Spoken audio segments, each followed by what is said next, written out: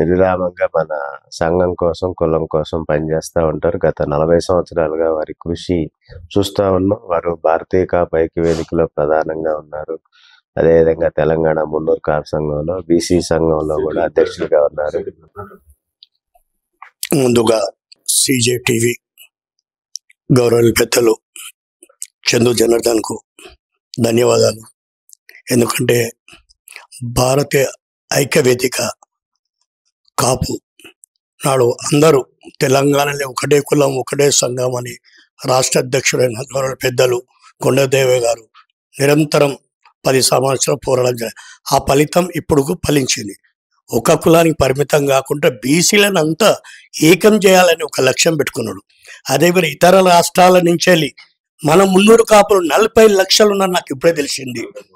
40 కోట్లు అంటే సుమారుగా 20% మంది.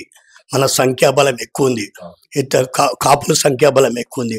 ఇతర రాష్ట్రాల నుంచి వెళ్ళి, జార్ఖండ్ నుంచి వెళ్ళి, ఉత్తరప్రదేశ్ నుంచి వెళ్ళి రవి పటేల్, తర్వాత చిరాగ్ పటేల్ గారు, మళ్ళా రవి పటేల్ గారు, మళ్ళా కొత్త లక్ష్మణం అన్నగారు, వీళ్ళందరూ ఐక్యంగా ఉండి నిరంతరం దాని స్టాటిక్స్ తయారు చేస్తారు.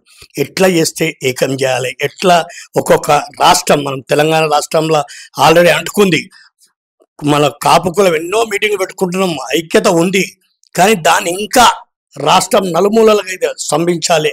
అందరూ వీళ్ళు స్వచ్ఛంగా అన్ని రాష్ట్రాలలో కలెక్ట్ చేసే ప్రతినిధులు ఒక పెద్ద సంకల్పంతో ఒక మీటింగ్ పెట్టాలని వాళ్ళ స్వచ్ఛందంగా వాళ్ళు వచ్చి మన రాష్ట్రానికి హైదరాబాద్లో దిగి బస చేసి 10 రోజుల నుంచి వెళ్ళి అందరినీ ప్రతినిధులను ఎట్లా వాళ్ళ ఐడియా చూసుకుంటారు ఆల్రెడీ వాళ్ళ ప్రతినిధులు.